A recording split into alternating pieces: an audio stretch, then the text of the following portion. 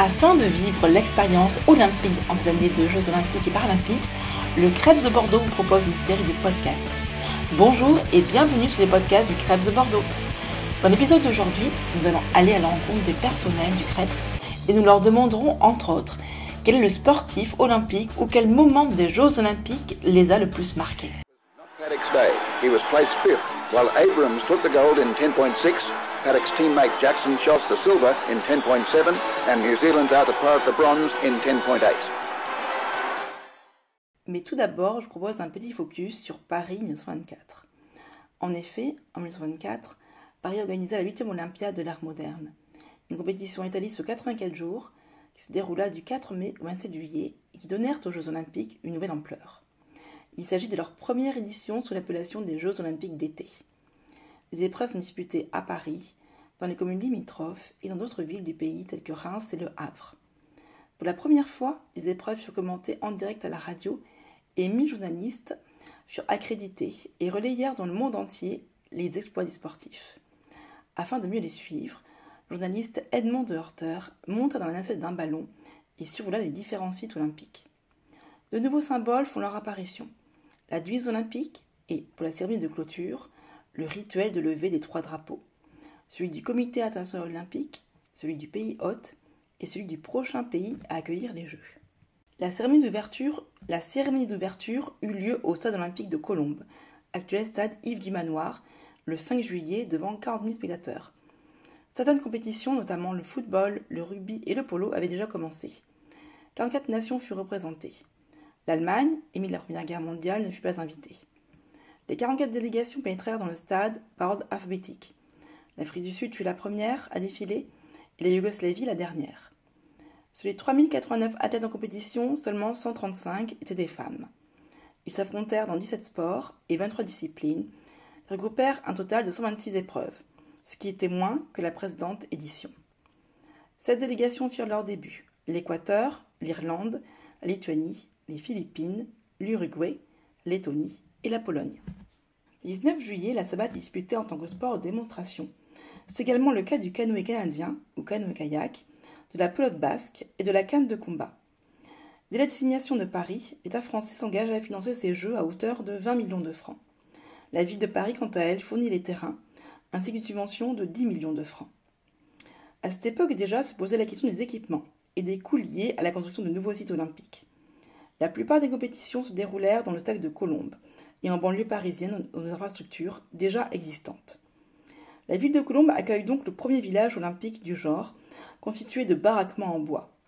Les athlètes ont à disposition un bureau de change, un salon de coiffure, un bureau de poste, un kiosque à journaux, un service de blanchissage et un service de garde des objets de valeur.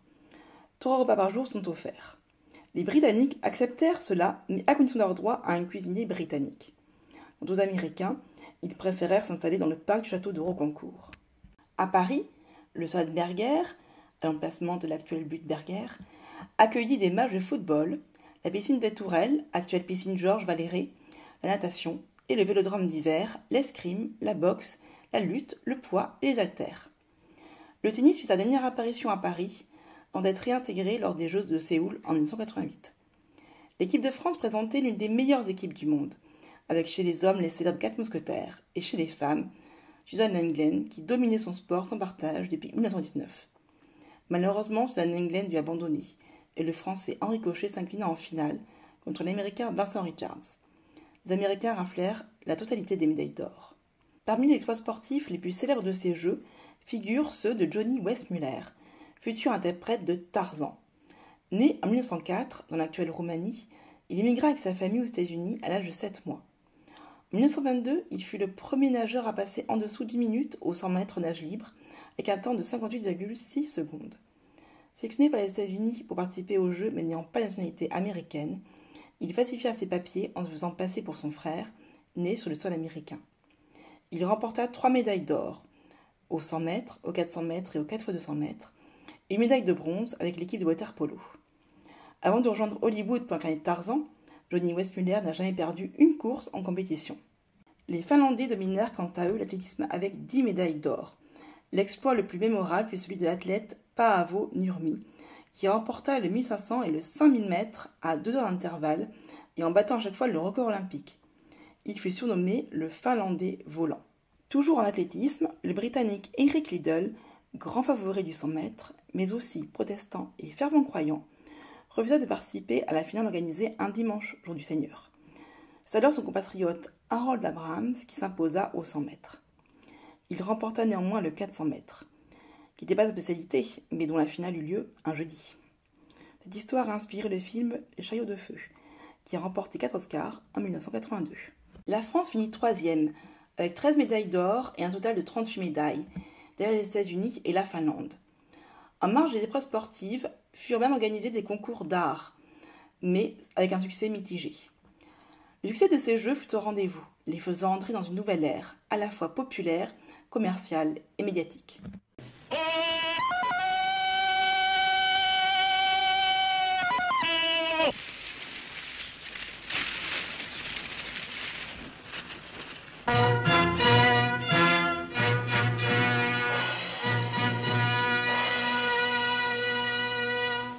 Nos invités aujourd'hui sont 2 personnels du CREPS.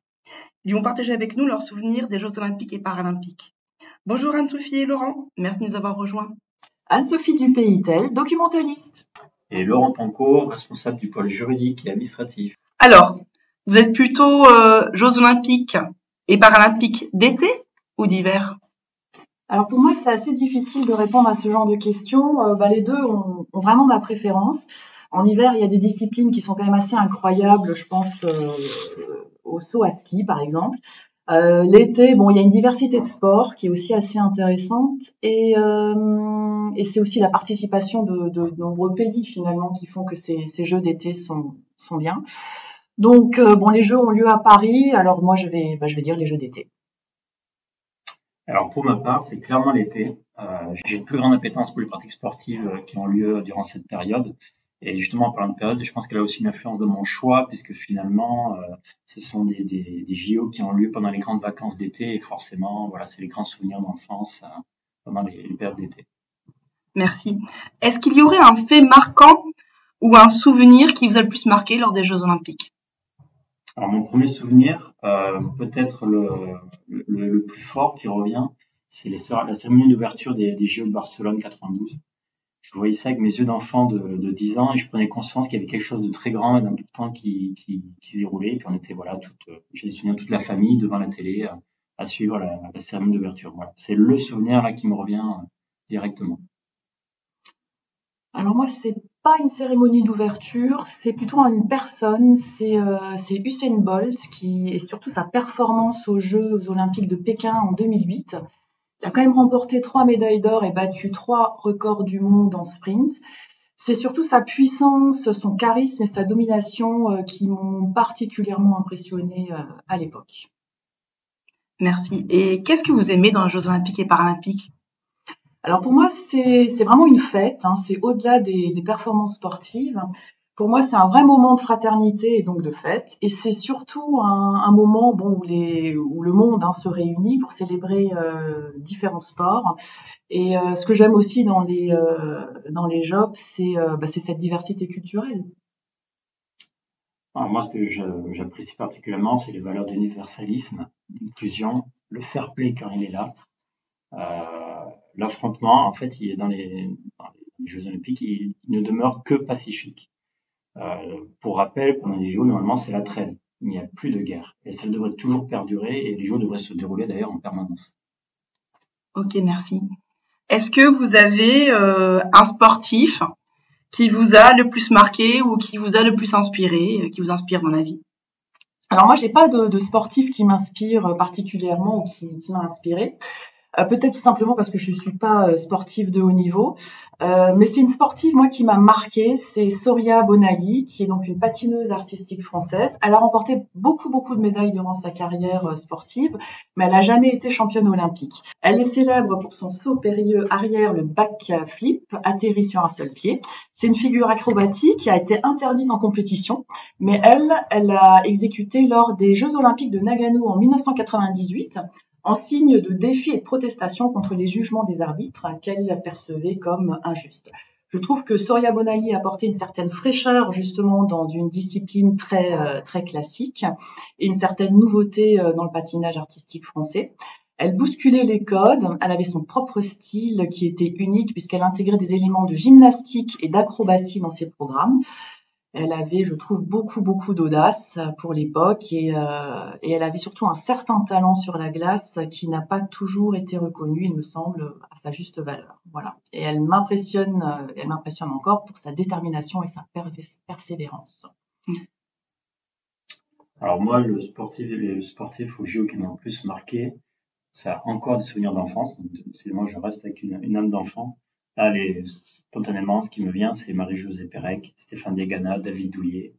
Voilà, ces noms-là qui reviennent. J'ai le très bon souvenir aussi fort de l'équipe de France de basket qui avait fait un très beau tournoi à Sydney en 2000, avec notamment la finale contre les États-Unis, la Dream Team.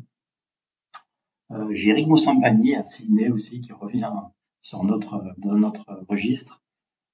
J'aurais aimé vous citer Jean-François Di Martino, mais là, je mentirais. Des athlètes j'ai pas vraiment d'athlètes qui m'inspirent. J'ai pas une nature personnelle à sacraliser. Je ne cherche pas en réalité à être inspiré par une personne en réalité je ne connais pas. Je vois pas la nécessité d'être inspiré. Pour moi, c'est plutôt les idéaux, les idées et les beaux gestes qui m'inspirent. Alors pour finir, comme ce sont les Jeux de Paris 2024, donc on va voir ce qui vous inspire avec les lettres qui forment le mot Paris. P-A-R-I-S. Allez, tu commences, Anso ? Allez, j'y vais. Donc, on va commencer par le début, par la lettre P. Alors pour moi, j'ai choisi P comme paralympique, parce que j'espère que ces Jeux de Paris feront parler de la situation du handicap en France et surtout que ces Jeux nous permettent de changer notre regard sur le handicap. À toi, Laurent. Pour moi, ce sera le mot pain, le pain que l'on partage, parce qu'on va tout partager avec toutes les nations du monde, et puis la fameuse expression du pain et des jeux. A, c'est la lettre A ensuite. Alors moi je dirais le mot amour, parce que c'est finalement ce qui est le plus important, et pour moi tout le reste n'est que futilité. Pour moi, A, c'est l'aventure. Les jeux, c'est quand même une sacrée aventure pour chaque athlète, et j'imagine pour les spectateurs aussi, avec notamment cette cérémonie d'ouverture sur la scène qui se promet grandiose et auquel j'aurais bien voulu participer, mais malheureusement ce ne sera pas le cas. Après, la lettre R. Alors moi je vais sortir un peu des JO, désolé, mais pour moi c'est Romy, c'est le prénom de ma fille, et elle le relève toujours quand elle voit des mots écrits. La lettre R, et elle dit c'est le R de Romy. Et voilà, spontanément, quand je vois le R, pour moi, maintenant, c'est le R de Romy. Pour moi, c'est le rassemblement, le R. Les Jeux, c'est le rassemblement des athlètes de différents pays, de différentes cultures, de différents horizons, pour célébrer tout simplement le sport. Et pour ça, c'est un moment fort, quoi. Et après le R, je crois qu'il y a le I. Qu'as-tu choisi comme mot, Anne-Sophie ? Alors moi, j'ai choisi, Laurent, inspirant, parce que je souhaite que ces Jeux inspirent des millions de personnes à travers le monde à poursuivre leurs rêves et à surmonter les défis. Et toi, qu'as-tu choisi ? Moi, ce sera le mot investissement, puisque finalement, c'est toute une ville qui va s'investir dans l'organisation de ces JO olympiques et paralympiques. C'est tous les territoires, une nation, c'est tous les sportifs, c'est toutes les fédérations, les accompagnateurs, mais c'est tous les bénévoles, c'est toutes les personnes qui vont suivre. Donc voilà, c'est un investissement de tous et de tous pour que ce soit une grande fête du sport et une grande fête tout court et que ce soit réussi. Il nous reste le S de Paris. Donc, qu'as-tu choisi, Laurent, toi, pour définir cette lettre S ? Alors pour moi, le S, c'est le souvenir, puisque finalement, grâce au souvenir, tout demeure immortel et rien ne meurt. D'accord, c'est très beau ce que tu dis, Laurent. Moi, j'ai choisi la solidarité. Durant les Jeux, il y a eu de la compétition, évidemment, mais il y a aussi du respect. Les athlètes se soutiennent souvent les uns les autres. Je pense notamment aux Jeux de Rio en 2016, lorsqu'une Américaine et une Néo-Zélandaise se sont entraidées après être tombées toutes les deux lors de la course du 5000 mètres. Il y a un tas d'exemples comme ça dans différents Jeux. Et c'est justement durant les Jeux qu'on voit ce genre de choses, la solidarité. Et ça fait du bien. Donc oui, S comme solidarité. Ben, merci beaucoup Anne-Sophie, merci Laurent d'avoir bien voulu vous prêter à l'exercice de premier podcast du Crêpes de Bordeaux.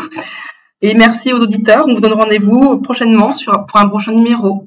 Au revoir. Au revoir. Merci, au revoir.